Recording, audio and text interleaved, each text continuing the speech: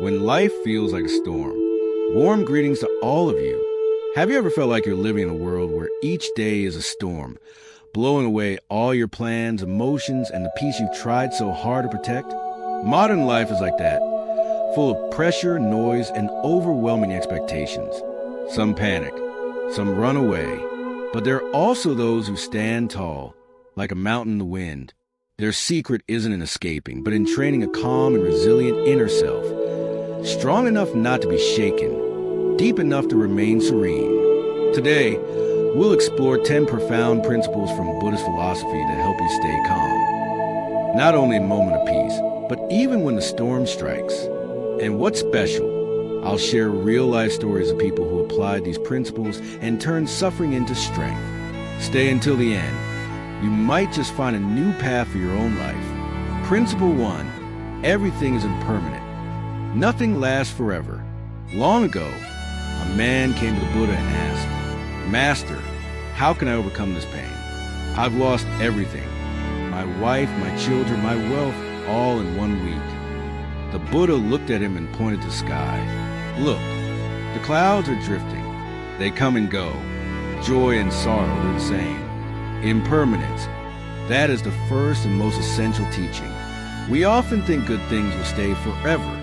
Someone who loves us, a stable job, a healthy body. But in truth, everything is changing moment by moment. Once you understand this, you'll fear less, cling less, and instead, cherish the present more deeply. A real-life example. A woman named Long was once the CEO of a major company. After a sudden tragedy, losing her husband and her company collapsing, she fell into despair. But during a meditation retreat at a temple, she heard this phrase, "Everything comes and goes. What remains is how you accept it." Since then, she stopped blaming life and started living more lightly. She opened a yoga class to help others who suffer like she did. She said, "I learned to breathe and realize I don't have to control everything." Principle 2. Suffering comes from desire, and you can set yourself free. Think back to the last time you suffered. Was it because you wanted something and life didn't give it? We always want more. More money, more recognition, more fairness. But life doesn't operate on our wants.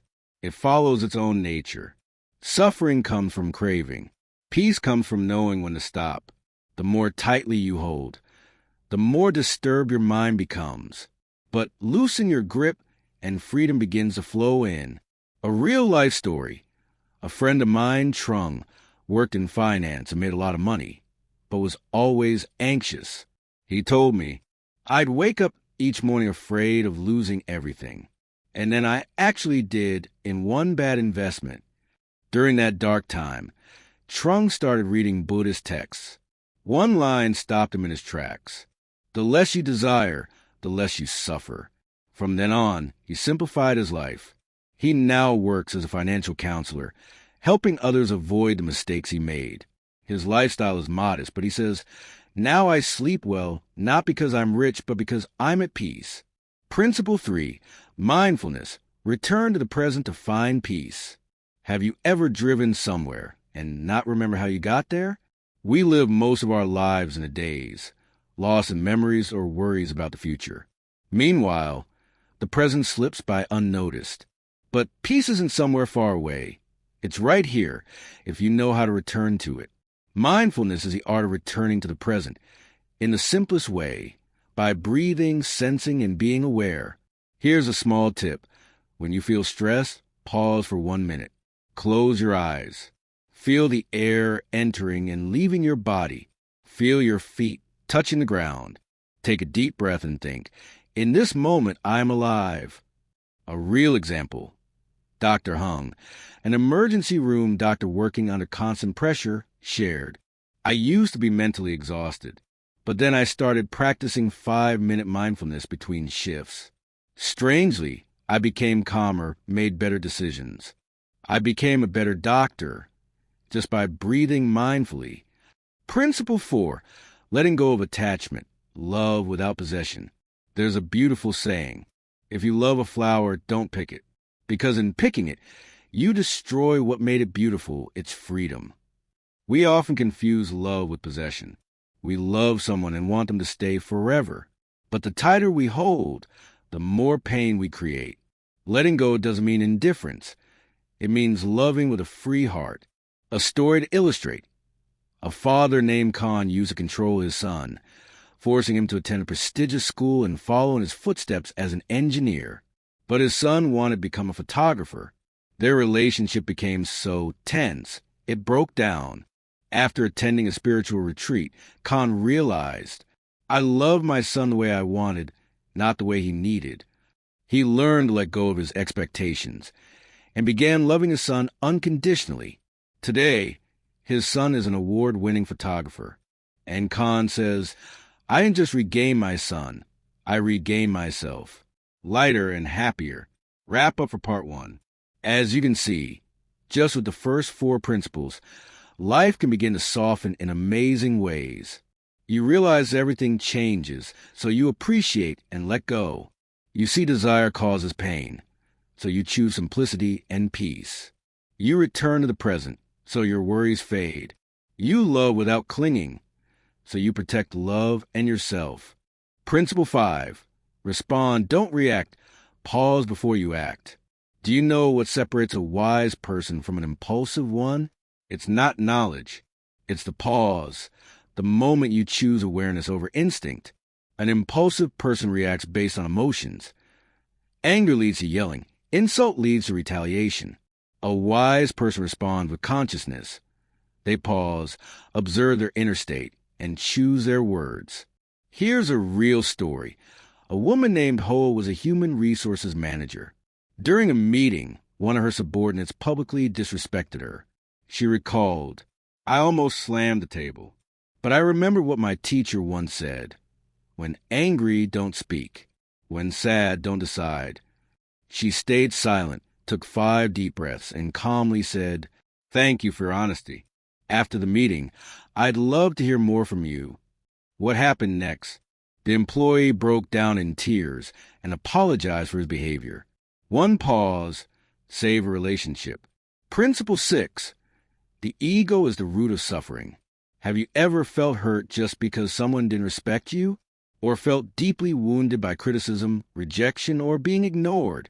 All of it stems from the ego, the inner self that constantly craves praise, wants to be right, and needs to feel superior. But the bigger the ego, the deeper the suffering, because you end up living to prove yourself instead of living authentically. A story to illustrate. Min, a university lecturer, was proud of his intelligence. During a seminar, a student challenged him with a sharp question that left him speechless. He later shared, I was furious, not because the student was wrong, but because I felt embarrassed. That night, after meditating, he realized the one who felt hurt wasn't really me, it was my ego. From then on, he practiced humility, listened more, and surprisingly, was respected even more. Letting go of the ego doesn't make you smaller. It makes you greater. Principle 7. Turn judgment into compassion. Has someone ever hurt you so deeply that forgiveness seemed impossible? Most likely, yes. But as the Buddha taught, holding on to anger is like drinking poison and expecting the other person to die. We keep resentment in our hearts, thinking it's justice, but in reality, it's self-punishment. A touching story. Tuan's wife cheated on him and left, abandoning their 2 children. He once planned to seek revenge on the man she left with. But during a Dharma talk, a monk said, Those who hurt others are themselves deeply wounded inside. Tuan broke down in tears. He realized, if he held on to hatred, his children would lose not only their mother but also their joyful father. He chose to forgive, not because the other man deserved it, but because he and his children deserved peace. Today, Tuan does social work, helping divorced people overcome pain. Forgiveness doesn't change the past. It transforms the present and the future. Principle 8. Let go of the past to heal. Many of us live in painful memories of the past. We hold on tightly to the hurt and cannot move forward. But the Buddha teaches, the past is gone, the future is yet to come, only the present is real. So, Why do we keep clinging to what we cannot change? Holding on to the past only causes us more suffering. Illustrative story. A woman named Emily lost her husband in a car accident. She lived in the pain of that loss for 5 years and couldn't move on from the memories. One day, she met a Buddhist monk and asked, "Master, how can I forget the person I loved?" The monk replied, "Do you know, tall trees bend in the strong wind. When a tree bends, it's not because of the wind, but because it cannot let go." Emily realized, letting go doesn't mean forgetting, but giving myself freedom. She started learning to live with the memories, but without letting them dominate her present. She joined charity work and helped those in need, and gradually, her pain began to fade. Letting go of the past. It's not about forgetting, but about healing. Principle 9. Turning suffering into inner strength. We all experience suffering, loss, failure, and dark moments. But when we look deeply within, we realize that suffering is not our enemy, but our teacher resilience. Heartfelt story. John, a young man who had failed his career, lost everything because of a wrong decision. His family advised him to give up, but one day, he heard a story about a blacksmith in the mountains. The blacksmith had forged a beautiful sword through intense heat. John realized, if I can endure this suffering, I could become stronger. He stood up, rediscovered his passion, and later built a small business. Today, he is an inspiration to those who have failed. Suffering can be inner strength if we learn to turn it into a lesson. Just like a sword forged in fire, every challenge in life can sharpen you to become stronger. Principle 10. Live with gratitude every day. Gratitude is the magical force we sometimes forget in the hustle and bustle of life. When we are grateful, we don't just appreciate what we have, but we also appreciate the challenges we've faced. Heartwarming story. Michael, a man who had everything, a successful career, a house, a car. But one day, he was laid off and lost everything. Michael lived in frustration. But one day, he visited a temple and listened to a sermon by a monk. Gratitude is the key to happiness. When you are grateful, you can see the good even in difficult times. Michael changed. He began to appreciate even losing his job because he realized that losing his job was an opportunity to rediscover his true passion. He decided to start a business and succeeded beyond expectations. Living with gratitude is the key to unlocking happiness.